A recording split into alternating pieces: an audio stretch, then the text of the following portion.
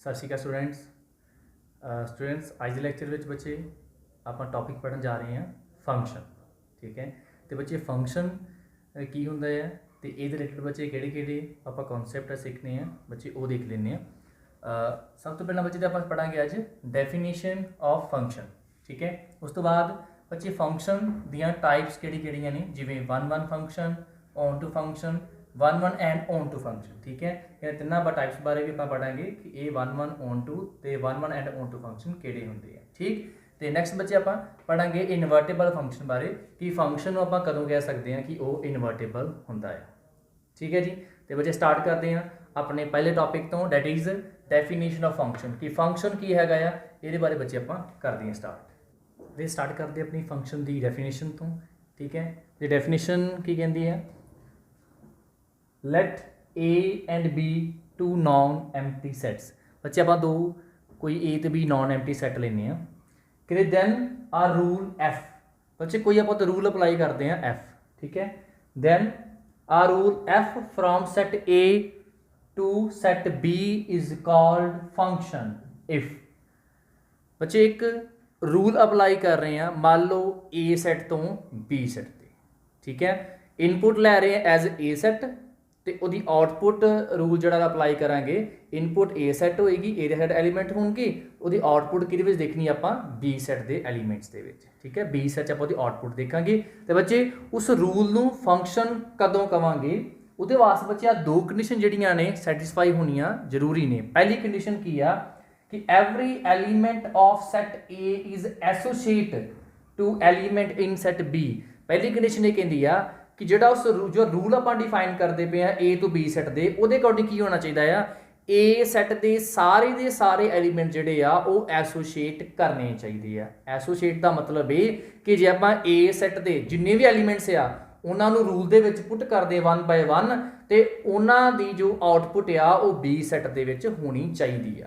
ठीक है, तो जो बच्चे इनपुट सैट इनपुट एलीमेंट लेने जो वो आउटपुट आती है आप इमेज का नाम ही देंगे। तो आप कह सकते हैं कि ए सैट के जिन्ने भी एलीमेंट्स है उन्होंने सारिया की बी सैट के इमेज होनी चाहिए। ठीक है, मान लो कि रूल के मैं एक एलीमेंट लिया ए सैट के, कोई भी ए सैट है, मान लो वन एलीमेंट लिया, सपोज कोई ए सैट है तो वन एलीमेंट की मान लो जी आउटपुट आई है टू मतलब इमेज, वो टू जी वो बी सैट के होनी चाहिए। ठीक है, मतलब कि ए सैट के सारे एलीमेंट जोड़े एसोसीएट करने चाहिए बी सैट के एलीमेंट के नाल। पहली कंडीशन क्लीयर। सैकेंड कंडीशन, ठीक है, आप इन्हों एक एग्जाम्पल के नाल भी डिटेल समझांगे। ठीक है, सैकेंड बच्चे कंडीशन की आ, an element of set A is associated to a unique element in set B. बच्चे आ वर्ड देखो यूनीक।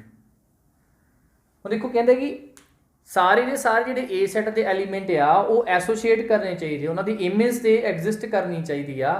नाल दी नाल की आ जी एसोसीएशन है बच्चे की होनी चाहिए यूनीक, मतलब कि जेड़ा भी कोई भी आप ए सैट का एलीमेंट लवांगे वो बच्चे एक ही एलीमेंट के नाल एसोसीएट होना चाहिए बी सैट के, एक ही एलीमेंट नाल, एक तो बाद एलीमेंट्स नाल नहीं। जे बच्चे दोनों कंडीशन कोई भी रूल आप अप्लाई करते हैं, कोई भी रूल, ठीक है, एफ जी कोई भी रूल अप्लाई करते हैं, जे वो रूल दो सैट ते अप्लाई कर रहे ए टू बी, तो जे दोनों कंडीशन फॉलो करता सैटिस्फाई करता तो उस रूल बच्चे आप की नाम देने फंक्शन का नाम दे दें। ठीक है, आप इन्हों कि एक छोटी एग्जाम्पल के नाल समझते हैं। हुण बच्चे जो रूल अप्लाई करना होंगे तो दो सैट ते बच्चे आप जो फंक्शन रूल है उन्होंने किवें अप्लाई करते हैं। देखो लिखने का तरीका होंगे, आप एक मैपिंग के नाल इन्हों लिख दें, वो बच्चे किवें लिखते हैं। मान लो मैं एक रूल अप्लाई एफ कर लगा है ए टू बी सैट नूं, लिखना तरीका की बच्चे होंदा है F such that dot dot पा के मैं देखना कि मैं किहड़े दो सैट ते अप्लाई करदा, मतलब पहला सैट किहड़ा लै रहे हैं, सैकेंड सैट किहड़ा लै रहे हैं, मतलब पहला ए लै रहे ए टू बी चार लिखना तरीका बच्चे की है ए टू बी इदा एरो पा के। ये की है मैं रूल कोई अप्लाई किया एफ, इनू मैपिंग का नाम भी देंगे ने, कॉरस्पोंडेंस का भी आप नाम दे दें। इनू रीड किवें करना कि जी एफ आप अप्लाई किया रूल किहड़े सैट ते अप्लाई किया, mapping F from A to B. ठीक है, इनू इवें आप रीड करते हैं। मान लो मैं रूल अप्लाई कर रहा सैट ए टू बी वाल नूं, ते मेरा बच्चा जो ए सैट आ वो मान लो की है एलीमेंट की है ने 1 2 3 ते 4, ते मेरा बी सैट जो एलीमेंट की है 2 4 6 8 ते 10।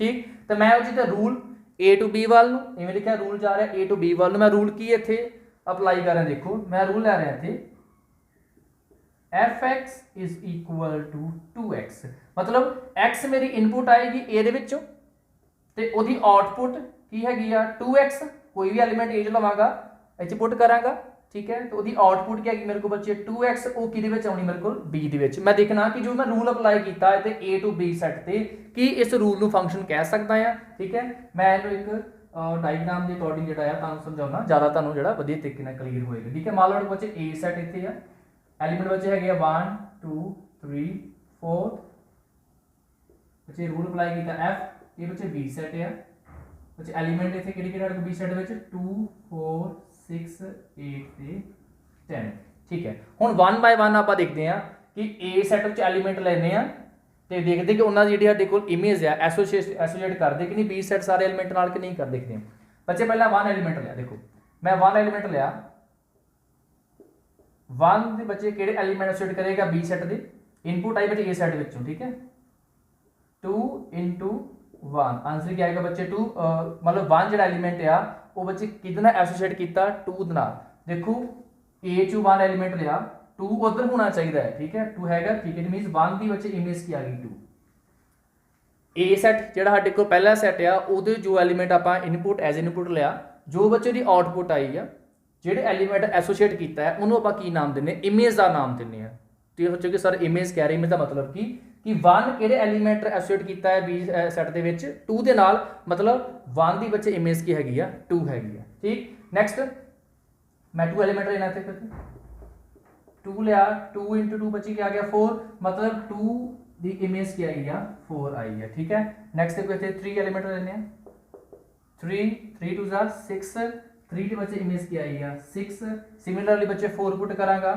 4 2 8 4 दी बच्चे इमेज की आई है 8 मैं इत्थे एक रूल बच्चे अप्लाई किया from set A to set B बच्चे रूल किदां दा हैगा सी एफ दा डिनोट किया रूल की सी F X is equal to 2x मतलब तुसी ए सैट विचों x इनपुट लो तो ओदी आउटपुट की आऊगी 2 टाइम x मेरे को आउटपुट आएगी तो मैं देखता कि इस रूल नूं फंक्शन कह सकता है पहली डेफिनेशन पहली कंडीशन देखो every element of set A is associate to element in set B कि पहले सैट दे सारे एलीमेंट एसोसीएट करते पे हैं देखो हाँ सारे करते पे कोई भी एलीमेंट जिहड़ा आ इत्थे फ्री नहीं हैगा सारे के सारे एलीमेंट की एसोसीएट करते पे ने second condition an element of set A is associated to a unique element in set B कि जिन्ने भी ए सैट दे एलीमेंट आ उन्हां दी यूनीक मतलब एक इमेज यूनीक दा बच्चे मतलब हुंदा है एक डिफरेंट नहीं कुछ बच्चे यूनीक नूं डिफरेंट भी सोच लेंदे आ बट इहदा मतलब है सिर्फ एक इमेज जिन्ने भी ए सैट दे एलीमेंट उन्हां सारियां दी एक इमेज ही बननी चाहिए मतलब जे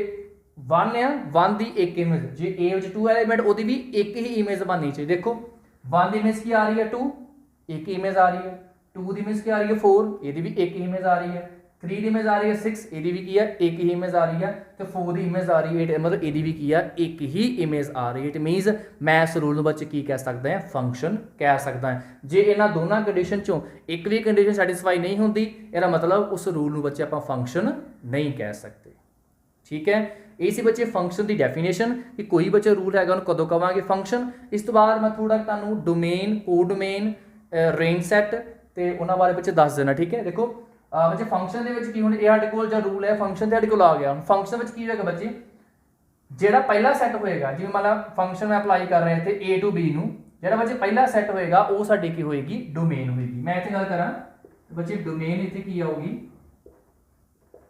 सैट ए जिहड़ा ए सैट है बच्चे वो साडी की होएगी डोमेन ठीक है उस तो बाद नेक्स्ट आओ कोडोमेन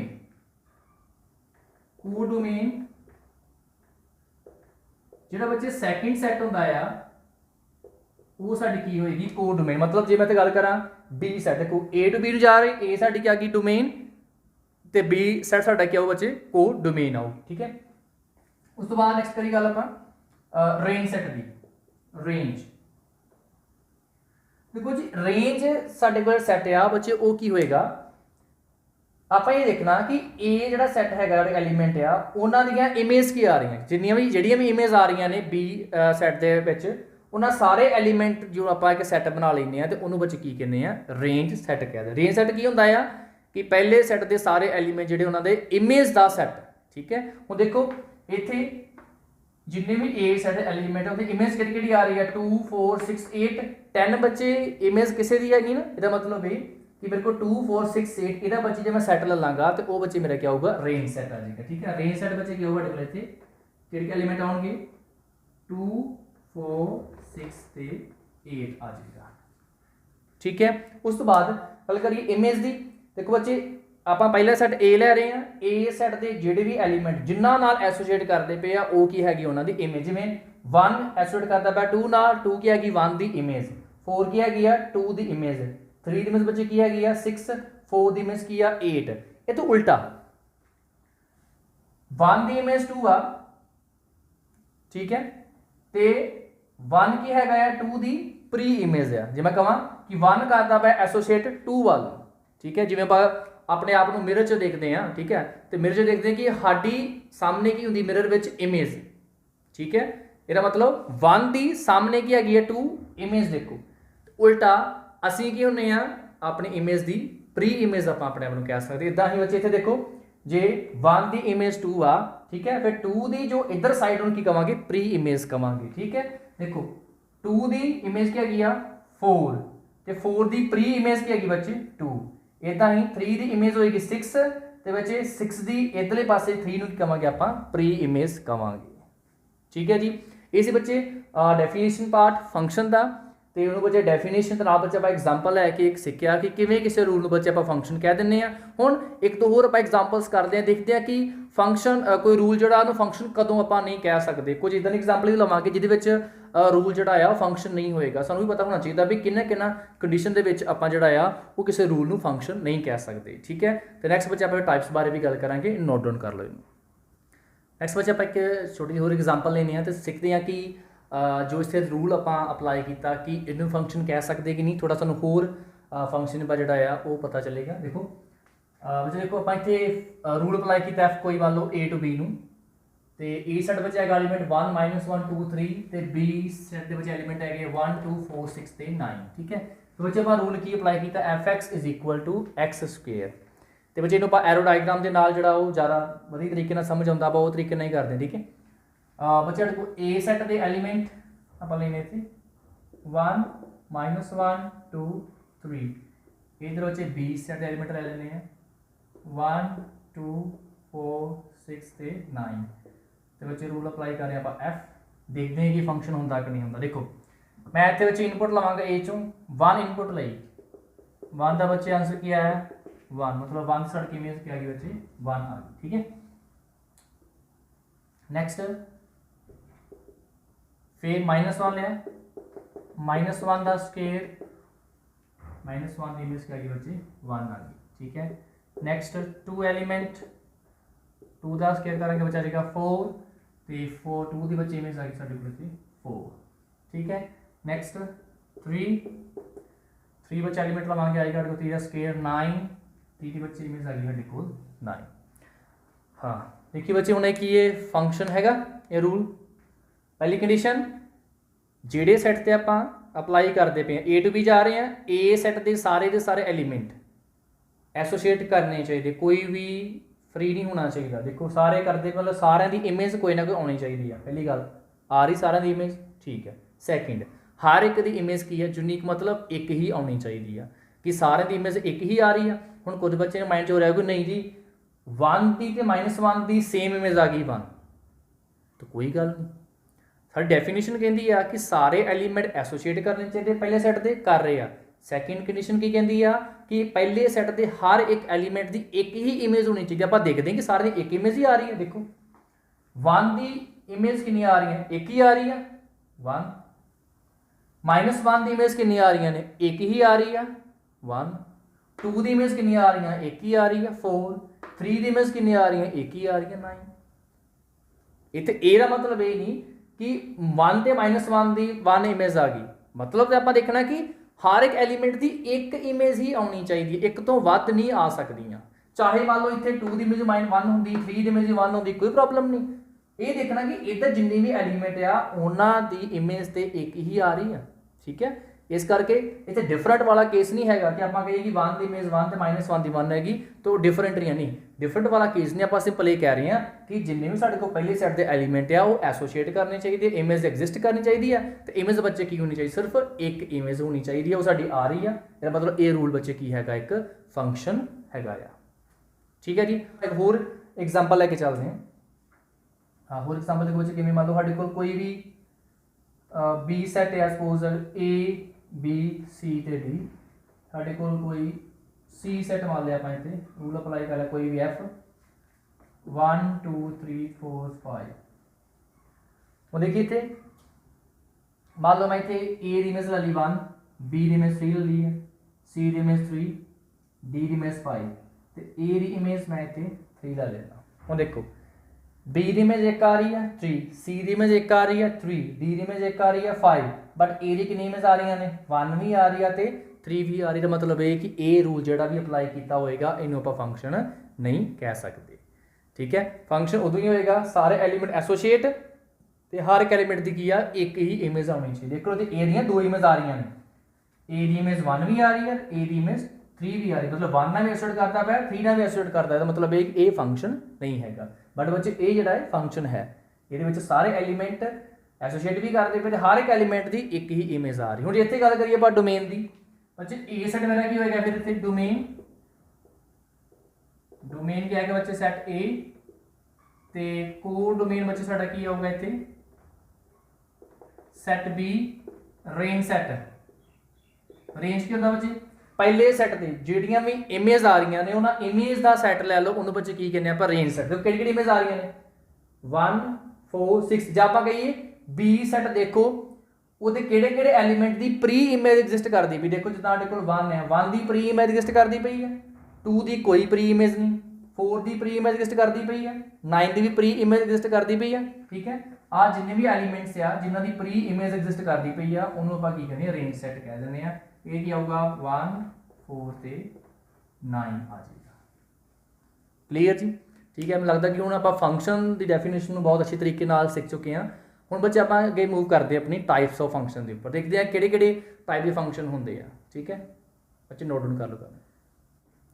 बच्चे गल करते हैं टाइप्स ऑफ फंक्शन की, बच्चे फर्स्ट टाइप साडी है 1-1 फंक्शन, जिन्होंने बच्चे आप इंजैक्टिव फंक्शन भी कह देंगे। ठीक है, इंजैक्टिव भी क्या है मतलब 1-1 फंक्शन होंदा। बच्चे कोई भी फंक्शन उन्होंने 1-1 कदों कवांगे, डेफिनेशन की कहती है आ फंक्शन एफ जिहड़ा बच्चे x2 y सैट नूं आपां लैंदे पे हैं is defined to be 1-1 if image of distinct elements of x under f are distinct. बच्चे मतलब की आ पहली गल तो फंक्शन हैगा, फंक्शन मतलब कि सारे एलीमेंट एसोसिएट करते पे ने। ठीक है, तो एक एलीमेंट नाल करते पे ने, हर एक दी इमेज एक आ रही है। हुण बच्चे नाल इत्थे एक दे की वर्ड ऐड हो जाना आ डिस्टिंक्ट। डिस्टिंक्ट मतलब कि हर एक एलीमेंट जिहड़ा पहला सैट आ उहदी इमेज एक ही एलीमेंट होनी चाहिए आ, तो नाल बच्चे एलीमेंट की होना चाहिए आ डिफरेंट होना चाहिए आ। ठीक है, एक बच्चे एग्जांपल के नाल तुहानूं समझने मान लो समझते हैं कोल कोई भी एक्स सैट आप लै लेने हैं 1 2 3 4, इस आप वाई सैट ले लेने हैं A B C D E. Suppose 1 की इमेज आ रही है ए, 2 की इमेज आ रही है सी, 3 की आ रही है बी तो 4 की आ रही है ई। हम देखो कि ये फंक्शन जोड़ा आप इतने अप्लाई किया, मान लो फंक्शन एफ अप्लाई किया आप इतने, ये किवें दा हैगा सारे के सारे एलीमेंट देखो एसोसिएट करते पे इमेज एग्जिस्ट हो रही है। ठीक है, उस तो बाद देखो जिहड़े सारे के सारे एलीमेंट आ ए सैट एक्स सैट दे उन्हां दी इमेज एक ही आ रही है, तो उहदे नाल बच्चे वर्ड किहड़ा ऐड हो गया डिस्टिंक्ट मतलब डिफरेंट। जे पहले सैट दी सारे के सारे दी इमेज एग्जिस्ट करती पई आ, इमेज एक ही आ रही है, यूनीक आ रही है, एंड की आ रही है डिफरेंट आ रही है। यूनीक नाल की होनी चाहिए डिफरेंट, जे डिफरेंट आ रही है दैन आप कह सकते हैं कि वह फंक्शन बच्चे की हैगा आ 1-1 फंक्शन हैगा। मतलब जे 1 की इमेज ए आ गया तो 1 की इमेज ए किसी होर की इमेज नहीं हो सकती, मतलब किसी होर एलीमेंट की इमेज ए नहीं आ सकती। देखो 2 की इमेज सी आ रही है, 3 की इमेज बी आ रही है, 4 की इमेज ई, मतलब सारे के सारे एलीमेंट की एक ही इमेज आ रही है तो इमेज क्या आ रही है डिफरेंट आ रही है। ठीक है, जे इमेज एक ते नाल इमेज की होए सारे एलीमेंट दी डिफरेंट होए दैन बच्चे आप कह सकते हैं कि फंक्शन की हैगा 1-1 फंक्शन हैगा। ठीक है, एक होर आप इतने एग्जाम्पल ले लेने, मान लो साढ़े कोई ए सैट है, एक बी सैट रैले फंक्शन सपोज एफ आप अप्लाई करते पे थे, देखो सपोज साढ़े को एलिमेंट है सपोज 1 2 3 4 5 फिर A B C D E F, ठीक है। मान लो साढ़े को 1 की इमेज सपोज ए हैगी है, 2 की इमेज बी, 3 की इमेज भी बी, 4 की इमेज डी, 5 की इमेज एफ हैगी है। हुण देखिए इतने की आ रहा कि सारे एलीमेंट एसोसीएट करते पे आ, मतलब 1 की इमेज आ रही है ए, 2 की इमेज आ रही है बी, मतलब 1 करता पे एसोसीएट ए नाल, 2 करता पे एसोसीएट बी नाल, 3 एसोसीएट करता पे बी नाल, 4 एसोसीएट करता पे डी नाल ते 5 एसोसीएट करता पे एफ नाल। बच्चे फंक्शन नू 1 1 कदों कहना, जदों हर एक एलीमेंट की एक ते नाल की होनी चाहिए डिफरेंट, मतलब जे एक एलीमेंट की जो इमेज आ गई है दूजिया की नहीं होनी चाहिए। कि देखते ए फंक्शन तो है बट कि 1 1 फंक्शन है, 1 की इमेज ए आई, 2 की इमेज बी, 3 की इमेज भी की आई है बी, यार मतलब 2 ते 3 दोनों की तो सेम इमेज आ गई। बट फंक्शन 1 1 कदों होंदा, कहते जो डिस्टिंक्ट एलीमेंट कोई भी आप ए चों वक्खो वक्खरे कोई 2 3 एलीमेंट लेने आ, जिन्ने भी एलीमेंट वक्खरे लवांगे ना सारिਆਂ ਦੀ इमेज भी की होनी चाहिए, वक्री होनी चाहिए है। बट इतने 2 की इमेज भी बी ਤੇ 3 ਦੀ ਇਮੇਜ b है, मतलब है कि ये फंक्शन ਆਪਾਂ ਕੀ ਆ 1 1 फंक्शन नहीं कह सकते, ठीक है। तो बच्चे क्लीयर हो गए तो आई थिंक कि 1 फंक्शन कदों होएगा, जदों इमेज एक ते नाल हर एक एलीमेंट की जी इमेज आ वो की होनी चाहिए, डिफरेंट होनी चाहिए। नैक्सट बच्चे आप करते हैं ऑन टू फंक्शन। बच्चे नैक्सट देखिए डेफिनेशन, बच्चे ऑन टू फंक्शन जो टाइप है डेफिनेशन देखिए बच्चे, ऑन टू फंक्शन कदों होएगा, फंक्शन एफ जे अप्लाई करें बच्चे X to Y set to B onto if every element of set y has pre-image in set x under f। इन्हों थोड़ा जिहा एक एग्जाम्पल नाल समझ ज़्यादा क्लीयर होगी डेफिनेशन। बच्चे मान लो साढ़े को x सेट हैगा 1 2 3 4, सपोज साढ़े को y सेट हैगा मान लो a b ते c, मान लो 1 की इमेज आ रही है a, 2 की इमेज भी आ रही है सपोज a, 3 की इमेज आ रही है b, 4 की इमेज आ रही है सी, मतलब फंक्शन कोई अप्लाई किया। देखिए फंक्शन हैगा सारे एलीमेंट एसोसीएट करते पे ने, ठीक है। पहली कंडीशन, सेकंड हर एक एलीमेंट की एक ही इमेज आ रही है, मतलब 1 की इमेज एक ही आ रही है, 2 की इमेज भी एक ही आ रही है ए, 3 की इमेज एक ही आ रही है बी, तो 4 की इमेज एक ही आ रही है सी। फंक्शन तो हैगा बट ये 1 1 फंक्शन नहीं है, ठीक है। ਜਿਹੜੇ ਬੱਚੇ 1 1 फंक्शन नहीं ना ਹੁੰਦਾ ਉਹਨੂੰ ਆਪਾਂ ਇੱਕ ਹੋਰ ਨਾਮ ਦਿੰਦੇ ਡੈਟ ਇਜ਼ ਮੈਨੀ 1। ਕਈ ਵਾਰੀ ਉਹ ਪੁੱਛ ਦਿੰਦੇ ਕਿ ਮੈਨੀ 1 ਫੰਕਸ਼ਨ ਕੀ ਹੁੰਦਾ, ਤੇ ਕੋਈ ਜਿਹੜਾ ਫੰਕਸ਼ਨ 1 1 ਨਹੀਂ ਹੈਗਾ ਉਹਨੂੰ ਆਪਾਂ ਕੀ ਨਾਮ ਦੇ ਦਿੰਦੇ ਆ, ਮੈਨੀ 1 ਦਾ ਨਾਮ ਦੇ ਦਿੰਦੇ ਆ, ਠੀਕ ਹੈ। ਹੁਣ ਇਹ ਫੰਕਸ਼ਨ 1 1 ਤੇ ਨਹੀਂ ਹੈ, ਦੈਨ ਕੀ ਮੈਂ ਫੰਕਸ਼ਨ ਨੂੰ ਔਨ ਟੂ ਕਹਿ ਸਕਦਾ ਹਾਂ?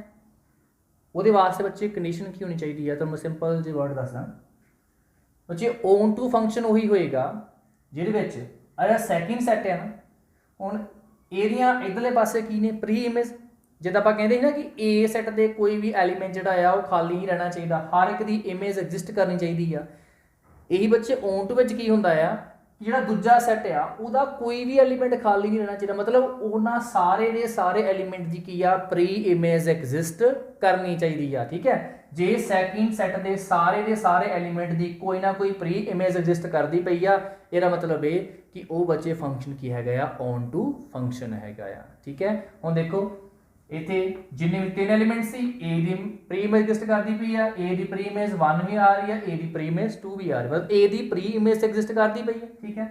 ਇਦਾਂ ਹੀ b ਦੀ ਵੀ ਪ੍ਰੀ ਇਮੇਜ ਐਗਜ਼ਿਸਟ ਕਰਦੀ ਪਈ ਹੈ, c ਦੀ ਵੀ ਪ੍ਰੀ ਇਮੇਜ ਐਗਜ਼ਿਸਟ ਕਰਦੀ ਪਈ ਹੈ, मतलब ਇਹ ਕਿ ਇਹ ਕੀ ਹੈਗਾ ਆ ਔਨ ਟੂ ਫੰਕਸ਼ਨ ਕਦੋਂ ਹੋਏਗਾ, ਜਦੋਂ फंक्शन ऑन टू कदों कहांगे जो जो सैकिंड सैट है और सारे एलीमेंट के बच्चे की होनी चाहिए प्री इमेज एग्जिस्ट करती होनी चाहिए, ठीक है। एक होर आप एग्जाम्पल लेने हैं जो मतलब ए एक बी बच्चे सैट लिया, ठीक है। 1 2 3 4 5 बच्चे एलीमेंट ले लेने, चलो 4 तक ही ले लेने, बच्चे ले आप A B C D E, suppose 1 की इमेज ए, 2 की बी, 3 की सी तो 4 की डी। फंक्शन तो हैगा कि ऑन टू फंक्शन हैगा, ऑन टू की होना चाहिए सैकिंड का करो, मतलब फंक्शन एफ अप्लाई किया जो सैकिंड साढ़े को सैट आ ए टू बी जा रहा बी सैट आ ਉਹਦੇ ਸਾਰੇ ਦੇ ਸਾਰੇ ਐਲੀਮੈਂਟ ਦੀ ਪ੍ਰੀ ਇਮੇਜ ਐਗਜ਼ਿਸਟ ਕਰਦੀ ਹੋਣੀ ਚਾਹੀਦੀ। ਬਟ ਦੇਖੋ ਇੱਥੇ A ਦੀ ਵੀ ਪ੍ਰੀ ਇਮੇਜ ਹੈਗੀ 1, B ਦੀ ਵੀ ਹੈਗੀ 2, C ਦੀ ਵੀ ਹੈਗੀ 3, D ਦੀ ਹੈਗੀ 4, E ਦੀ ਕੋਈ ਪ੍ਰੀ ਇਮੇਜ ਨਹੀਂ। ਇਹਦਾ ਮਤਲਬ ਇਹ ਜਿਹੜਾ ਬੱਚੇ ਸਾਡੇ ਕੋਲ ਫੰਕਸ਼ਨ ਆ ਉਹ ਓਨ ਟੂ ਨਹੀਂ ਹੈਗਾ। आई थिंक तो दोनों डेफिनेशन तो क्लीयर हो गया होगा। फंक्शन बच्चे ऑन टू कदों होएगा जो जो सैकेंड साडा कोड मेन सैट है उन्होंने सारे सारे एलीमेंट की प्री इमेज जी वो एग्जिस्ट करनी चाहिए है। दैन आप कह सकते on to.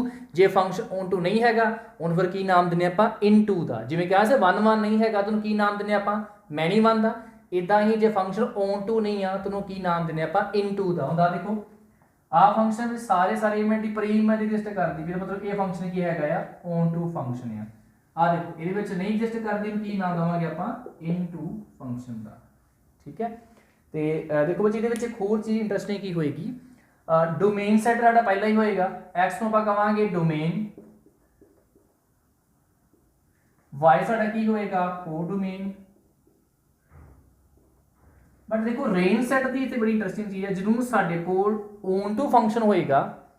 Own to function च किहड़ी चीज़ साडे कोल होएगी जिहड़ा रेंज सैट साडे कोल है ना वो कोडोमेन दे इक्वल ही होएगा। क्योंकि रेंज सैट साडे कोल की हुंदा भला आपां सैकेंड सैट विच वो सारे एलीमेंट लेने हैं जिन्हां दी प्री इमेज एग्जिस्ट करदी है। ठीक है ना। बट साडे कोल जो फंक्शन ऑन टू आ उहदे विच दे सारे एलीमेंट जिहड़े सैकेंड सैट दे उन्हां दी प्री इमेज एग्जिस्ट करनी दा मतलब ये कि जिन्ने भी एलीमेंट सैकेंड सैट विच होणगे सारे किहदे विच आ जाणगे रेंज सैट विच आ जाणगे। इस करके बच्चे जो फंक्शन ऑन टू हैगा उस केस दे विच जिहड़ा रेंज सैट आ ते कोडोमेन सैट साडे कोल आ वो दोवें बच्चे की होणगे इक्वल होणगे। ठीक है यार मतलब मैं इत्थे कह सकदा हां कि रेंज सैट मेरे को की हैगा जिहड़ा इत्थे वाई सैट है वही मेरा की इत्थे रेंज सैट हैगा। ठीक है चीज़ बच्चे नोट करना क्योंकि जदों आपां अपने रिलेशन फंक्शन चैप्टर दे विच ये प्रूव करना कि फंक्शन ऑन टू आ तो इस चीज़ की आप जी कंडीशन है वो लैके चलते होंगे। ठीक इस कंडीशन में प्रूफ करके आप कहने होंगे कि जे ये चीज़ प्रूफ होगी रेंज सैट कोड में इक्वल आ गया तभी आप कहने कि फंक्शन क्या गया ऑन टू हैगा। ठीक है बच्चे नोट डाउन कर लो। नैक्सट आप डेफिनेशन मुका बच्चे नेक्स्ट लास्ट अपनी टाइप है जी that is 1 1 and onto जिन्होंने बच्चे आप नाम देने बाइजेक्टिव। कई बार कह देंगे कि show that function is bijective. बच्चे बाइजेक्टिव मतलब 1 1 एंड ऑन टू। बच्चे कदों आप कहेंगे फंक्शन 1 1 एंड ऑन टू होएगा आई थिंक नाम तो ही क्लियर है कि function f from a to b set to b bisective means 1 1 and on to if f is 1 1 both 1 1 and on to मतलब कोई भी फंक्शन है जिहड़ा 1 1 भी हैगा ते on to भी हैगा अपने पर की नाम दिंदे आ बाइजेक्टिव फंक्शन कह दिंदे उन्होंने आप 1 1 and on to दा नाम दे दिंदे आ। ठीक है जिहड़ा 1 1 भी होए एंड on to भी आप एक एग्जांपल ना देखने मतलब जिहड़े कोल a सेट हैगा इत्थे फंक्शन f अप्लाई कीता देखो इत्थे b सेट सेकंड बच्चे मान लो a सेट एलिमेंट है 1 2 3 4 b सेट एलिमेंट है a b c ते d। मान लो 1 दी इमेज a आ 2 दी c 3 दी d 4 दी b आ रही। देखो कि ये फंक्शन 1 1 है सारे एलिमेंट एसोसिएट करते पे हैं हर एक एलिमेंट डिफरेंट एलिमेंट ना एसोसिएट करता पे मतलब हर एक एलिमेंट की डिफरेंट इमेज आ रही है यूनिक एंड डिफरेंट मतलब 1 1 है। ऑन टू की है सैकेंड सैट दे बी सैट दे सारे एलिमेंट की प्री इमेज आ रही है हाँ मतलब की है ऑन टू भी हैगा ये फंक्शन 1 1 भी आ ऑन टू भी आ इट मीनस आप की कह सकते हैं 1 1 एंड ऑन टू फंक्शन ਜਾਂ ਆਪਾਂ ਕੀ ਨਾਮ ਦਿੰਦੇ ਆ ਬਾਈਜੈਕਟਿਵ ਫੰਕਸ਼ਨ ਜਿਹੜਾ 1 1 ਵੀ ਹੋਏ ਐਂਡ ਔਨ ਟੂ ਵੀ ਹੋਏ। ਠੀਕ ਹੈ ਤੇ ਬੱਚੇ ਨੈਕਸਟ ਆਪਾਂ ਮੂਵ ਕਰਦੇ ਆਪਣੇ ਅੱਜ last topic that is invertible function ਦੇ ਉੱਪਰ ਜੋ ਬੱਚੇ ਬਹੁਤ ਇੰਪੋਰਟੈਂਟ ਹੈ ਉਹਦੀ ਡੈਫੀਨੇਸ਼ਨ ਪਾर्ट क्योंकि आप नैक्सट अपना चैप्टर स्टार्ट करने वाले हैं that is inverse trigonometric function ਉਹਦੇ ਵਿੱਚ ਬੱਚੇ ਉਹੀ ਚੀਜ਼ ਆਪਾਂ ਯੂਜ਼ ਕਰਨੀ ਆ ਜੋ ਇਨਵਰਟੇਬਲ ਵਿੱਚ ਆਪਾਂ ਪੜਨ ਲੱਗੇ ਆ। ਠੀਕ ਹੈ ਤੇ ਸਟਾਰਟ ਕਰਦੇ ਆਪਣੇ ਇਨਵਰਟੇਬਲ ਫੰਕਸ਼ਨ ਟੌਪਿਕ ਨੂੰ। ਬੱਚੇ ਇਨਵਰਟੇਬਲ ਕਿਸੇ ਵੀ ਫੰਕਸ਼ਨ ਨੂੰ ਆਪਾਂ ਕਦੋਂ ਕਹਿੰਦੇ ਅਸਲ ਦੇ ਵਿੱਚ ਜਦੋਂ ਬੱਚੇ ਉਹਦਾ ਇਨਵਰਸ ਐਗਜ਼ਿਸਟ ਕਰਦਾ। ਜੇ ਕਿਸੇ ਫੰਕਸ਼ਨ ਦਾ ਇਨਵਰਸ ਐਗਜ਼ਿਸਟ ਕਰਦਾ ਨਾ then ਆਪਾਂ ਕਹਿ ਦਿੰਦੇ ਆ ਕਿ ਉਹ ਫੰਕਸ਼ਨ ਕੀ ਹੈਗਾ ਇਨਵਰਟੇਬਲ ਹੈਗਾ। ਜਿਵੇਂ ਆਪਾਂ ਮੈਟ੍ਰਿਕਸ ਦੀ ਗੱਲ ਕਰਦੇ ਸੀ ਆਪਾਂ ਕਹਿੰਦੇ ਕਿ ਮੰਨ ਲਓ A ਕੋਈ ਮੈਟ੍ਰਿਕਸ ਆ ਉਹ ਇਨਵਰਟੇਬਲ ਮੀਨਸ ਕਦੋਂ ਹੋਏ ਕਿ ਜਿਹਨੂੰ ਉਹਦੀ ਕੋਈ ਨਾ ਕੋਈ ਇਨਵਰਸ ਮੈਟ੍ਰਿਕਸ ਐਗਜ਼ਿਸਟ ਕਰਦੀ ਉਹਦੇ ਵਾਸਤੇ मतलब ਜੇ A ਨੂੰ ਕਿਸੇ ਮੈਟ੍ਰਿਕਸ ਨਾਲ ਮਲਟੀਪਲਾਈ ਕਰੀਏ ਤੇ ਸਾਡੇ ਕੋਲ ਆਨਸਰ ਕੀ ਹੈ ਆਇਡੈਂਟੀ ਮੈਟ੍ਰਿਕਸ ਤੇ ਆਪਾਂ ਉਸ ਮੈਟ੍ਰਿਕਸ ਨੂੰ ਕੀ ਕਹਿੰਦੇ A ਦਾ ਇਨਵਰਸ ਕਹਿ ਦਿੰਦੇ ਤੇ ਜੇ ਇਨਵਰਸ ਐਗਜ਼ਿਸਟ ਕਰੇ ਆਪਾਂ ਕਹਿੰਦੇ A ਕੀ ਹੈਗੀ ਇਨਵਰਟੇਬਲ ਮੈਟ੍ਰਿਕਸ ਹੈਗੀ ਆ। ਇਹਦਾ ਬੱਚੇ ਫੰਕਸ਼ਨ ਦੇ ਕੇਸ ਵਿੱਚ ਵੀ ਕੀ ਆ ਕਿ ਕਿਸੇ ਵੀ ਫੰਕਸ਼ਨ ਨੂੰ ਆਪਾਂ ਕਦੋਂ ਕਵਾਂਗੇ ਕਿ ਉਹ ਇਨਵਰਟੇਬਲ ਹੈਗਾ ਆ ਜਦੋਂ ਬੱਚੇ ਉਹਦਾ ਇਨਵਰਸ ਐਗਜ਼ਿਸਟ ਕਰਦਾ। ਇਸ ਕਰਕੇ ਇਹਦੀਆਂ 'ਚ ਦੋ ਡੈਫੀਨੇਸ਼ਨਸ ਨੇ ਬਟ ਮੈਂ ਇੱਕ ਦੇ ਉੱਪਰ ਫੋਕਸ ਕਰਾਂਗਾ ਕਿਉਂਕਿ ਆਪਾਂ ਆਪਣੇ ਜਿਹੜਾ ਚੈਪਟਰ ਇਨਵਰਸ ਟ੍ਰਿਗਨੋਮੈਟਰੀ ਉਹਦੇ ਵਿੱਚ ਇਹਨੂੰ ਯੂਜ਼ ਕਰਨਾ ਹੈ ਡੈਫੀਨੇਸ਼ਨ ਨੂੰ, ਤੇ ਮੈਂ ਬੱਚੇ ਇਹੀ ਡੈਫੀਨੇਸ਼ਨ ਯੂਜ਼ ਕਰ ਜੋ ਆਪਾਂ ਰਿਲੇਸ਼ਨ ਫੰਕਸ਼ਨ ਚੈਪਟਰ ਕਰਾਂਗੇ ਪੂਰੀ ਡਿਟੇਲ ਦੇ ਵਿੱਚ, ਉਦੋਂ ਮੈਂ ਪੂਰਾ ਇਹਨੂੰ ਦੋ ਡੈਫੀਨੇਸ਼ਨ ਨੂੰ ਤੁਹਾਨੂੰ ਚੰਗੀ ਤਰ੍ਹਾਂ ਦੱਸੂਗਾ ਕਿ ਇਨਵਰਟੇਬਲ ਦੀ ਇੱਕ ਸੈਕਿੰਡ ਡੈਫੀਨੇਸ਼ਨ ਹੋਰ ਕੀ ਹੈਗੀ ਆ। ਠੀਕ ਹੈ, ਦੇਖੋ ਜੀ ਆਪਾਂ ਕਿਹਾ ਕਿ ਫੰਕਸ਼ਨ ਇਨਵਰਟੇਬਲ ਕਦੋਂ ਆ, ਜਦੋਂ ਉਹਦਾ ਇਨਵਰਸ ਐਗਜ਼ਿਸਟ ਕਰਦਾ ਹੈ। ਮਤਲਬ ਇਹ ਇਨਵਰਟੇਬਲ ਬੱਚੇ ਹੋਣ ਵਾਸਤੇ ਇੱਕ ਹੋਰ ਕੰਡੀਸ਼ਨ ਜਿਹੜੀ ਆ ਉਹ ਕੀ ਹੋਣੀ ਚਾਹੀਦੀ, ਮਤਲਬ ਉਹਦਾ ਇਨਵਰਸ ਕਦੋਂ ਐਗਜ਼ਿਸਟ ਕਰੂਗਾ, ਜਦੋਂ ਬੱਚੇ ਉਹ ਫੰਕਸ਼ਨ ਜਿਹੜਾ ਕੀ ਹੋਣਾ ਚਾਹੀਦਾ ਆ 1 1 ਐਂਡ ਔਨ ਟੂ ਹੋਣਾ ਚਾਹੀਦਾ ਆ। ਠੀਕ ਹੈ, ਮਤਲਬ ਕਿ ਕੋਈ ਫੰਕਸ਼ਨ ਆਪਾਂ ਅਪਲਾਈ ਫਾਈਂਡ ਕਰ ਰਹੇ ਹਾਂ f(x2y) ਫੰਕਸ਼ਨ ਆਪਾਂ ਲੈ ਰਹੇ ਹਾਂ ਬੱਚੇ, ਉਹਨੂੰ ਆਪਾਂ ਇਨਵਰਟੇਬਲ ਕਦੋਂ ਕਹਿ ਸਕਦੇ ਹਾਂ, ਮਤਲਬ ਇਨਵਰਟ ਮੀਨਸ ਉਹਦਾ ਇਨਵਰਸ ਕਦੋਂ ਐਗਜ਼ਿਸਟ ਕਰੇਗਾ, ਜਦੋਂ ਬੱਚੇ ਉਹ ਫੰਕਸ਼ਨ ਕੀ ਹੋਏਗਾ 1 1 ਐਂਡ ਔਨ ਟੂ ਫੰਕਸ਼ਨ ਹੋਏਗਾ। ਜੇ ਫੰਕਸ਼ਨ 1 1 ਵੀ ਆ ਔਨ ਟੂ ਵੀ ਹੈਗਾ, ਦੈਨ ਆਪਾਂ ਕਹਿ ਸਕਦੇ ਹਾਂ ਕਿ ਇਹ ਫੰਕਸ਼ਨ ਦਾ ਇਨਵਰਸ ਐਗਜ਼ਿਸਟ ਕਰੇਗਾ, ਇਟ ਮੀਨਸ ਉਹ ਫੰਕਸ਼ਨ ਕੀ ਹੈਗਾ ਇਨਵਰਟੇਬਲ ਹੈਗਾ। ਕਿਸੇ ਵੀ ਫੰਕਸ਼ਨ ਨੂੰ ਇਨਵਰਟੇਬਲ ਸ਼ੋ ਕਰਨ ਵਾਸਤੇ ਤੁਸੀਂ ਸਿਰਫ ਕੀ ਸ਼ੋ ਕਰ ਦਿਓ ਕਿ ਉਹ ਫੰਕਸ਼ਨ 1 1 ਵੀ ਆ, ਫੰਕਸ਼ਨ ਔਨ ਟੂ ਵੀ, ਇਹਦਾ ਮਤਲਬ ਇਹ ਕਿ ਉਹ ਫੰਕਸ਼ਨ ਇਨਵਰਟੇਬਲ ਹੈਗਾ ਤੇ ਉਹਦਾ ਇਨਵਰਸ ਐਗਜ਼ਿਸਟ ਕਰਦਾ ਹੈ। ਠੀਕ ਹੈ, ਫਿਲਹਾਲ ਬੱਚੇ ਤੁਸੀਂ ਇਹੀ ਡੈਫੀਨੇਸ਼ਨ ਜਿਹੜੀ ਆ ਉਹ ਨੋਟ ਕਰਨੀ, ਬਟ ਜਿਹਨੂੰ ਆਪਾਂ ਰਿਲੇਸ਼ਨ ਫੰਕਸ਼ਨ ਦੇ ਸਮਸ ਤੋਂ ਉੱਪਰ ਕਰਾਂਗੇ ਫਿਰ ਆਪਾਂ ਇਹਨੂੰ ਹੋਰ ਡਿਟੇਲ ਵਿੱਚ ਵੀ ਜਿਹੜਾ ਰੀਡ ਆਊਟ ਕਰਾਂਗੇ। ਠੀਕ ਹੈ, ਤਾਂ ਬੱਚੇ ਕਲੀਅਰ ਹੋ ਗਿਆ ਕਿ ਜਦੋਂ ਵੀ ਗੱਲ ਆਉਣੀ ਆ ਕਿ ਕਿਸੇ ਵੀ ਫੰਕਸ਼ਨ ਦਾ ਇਨਵਰਸ ਐਗਜ਼ਿਸਟ ਕਰਦਾ ਆ ਤੇ ਬੱਚੇ ਉਦੋਂ ਆਪਾਂ ਕੀ ਚੈੱਕ ਕਰਨਾ ਆ, ਕਦੋਂ ਐਗਜ਼ਿਸਟ ਕਰੇਗਾ ਇਨਵਰਸ, ਜਦੋਂ ਉਹ ਫੰਕਸ਼ਨ ਬੱਚੇ ਕੀ ਹੋਣਾ ਚਾਹੀਦਾ ਆ 1 1 ਐਂਡ ਔਨ ਟੂ ਹੋਣਾ ਚਾਹੀਦਾ। ਇਹ ਵੀ ਦੋਨੋਂ ਕੇਸ ਜਿਹੜੇ ਵਾਈਸ ਵਰਸਾ ਨੇ, ਮਤਲਬ ਜੇ ਫੰਕਸ਼ਨ ਆਪਾਂ ਕਹੀਏ ਇਨਵਰਟੇਬਲ ਕਦੋਂ ਹੋਏਗਾ, ਜਦੋਂ 1 1 ਤੇ ਔਨ ਟੂ ਹੋਏਗਾ। ਠੀਕ ਹੈ, ਤੇ ਜੇ ਮੰਨ ਲਓ ਫੰਕਸ਼ਨ ਇਨਵਰਟੇਬਲ ਹੈਗਾ ਮਤਲਬ ਫਿਰ ਕੀ ਹੋ 1 1 ਵੀ ਆ ਐਂਡ ਔਨ ਟੂ ਵੀ ਹੈਗਾ ਆ। ਠੀਕ ਹੈ, ਤੇ ਬੱਚੇ ਨੋਟ ਡਾਊਨ ਕਰ ਲਓ ਡੈਫੀਨੇਸ਼ਨ ਨੂੰ। ਹੁਣ ਬੱਚੇ ਆਪਣਾ ਨੈਕਸਟ ਲੈਕਚਰ ਜਿਹੜਾ ਆਇਆ ਬੱਚੇ ਆਪਾਂ ਸਟਾਰਟ ਕਰਾਂਗੇ ਆਪਣਾ ਇਨਵਰਸ ਟ੍ਰਿਗਨੋਮੈਟਰੀ ਦਾ ਫਸਟ ਲੈਕਚਰ। ਠੀਕ ਹੈ, ਉਹਦੇ ਵਾਸਤੇ ਬੱਚੇ ਅੱਜ ਦੀ ਡੈਫੀਨੇਸ਼ਨ ਜਿਹੜੀਆਂ ਸੀ ਉਹ ਜ਼ਰੂਰੀ ਸੀ, ਕਿਉਂਕਿ ਇਨਵਰਟੇਬਲ ਵਾਸਤੇ ਤੁਹਾਨੂੰ ਕਲੀਅਰ ਹੋਣਾ ਚਾਹੀਦਾ ਸੀ ਕਿ ਫੰਕਸ਼ਨ 1 1 ਤੇ ਔਨ ਟੂ ਜਿਹੜਾ ਆ ਉਹ ਕੀ ਹੁੰਦਾ, ਇਸ ਕਰਕੇ ਤੁਹਾਨੂੰ ਪਹਿਲਾਂ ਮੈਂ ਫੰਕਸ਼ਨ ਦੇ ਬਾਰੇ ਦੱਸਿਆ 1 1 ਔਨ ਟੂ ਟਾਈਪਸ ਦੱਸੀਆਂ ਨੇ, ਫਿਰ ਮੈਂ ਆਇਆ ਇਨਵਰਟੇਬਲ ਦੇ ਉੱਪਰ ਜੋ ਆਪਾਂ ਆਪਣੇ ਇਨਵਰਸ ਟ੍ਰਿਗਨੋਮੈਟਰੀ ਫੰਕਸ਼ਨ ਦੇ ਵਿੱਚ ਜਿਹੜਾ ਆ ਉਹ ਯੂਜ਼ ਕਰਨਾ ਆ। ਠੀਕ ਹੈ, ਬੱਚੇ ਨੋਟ ਡਾਊਨ ਕਰ।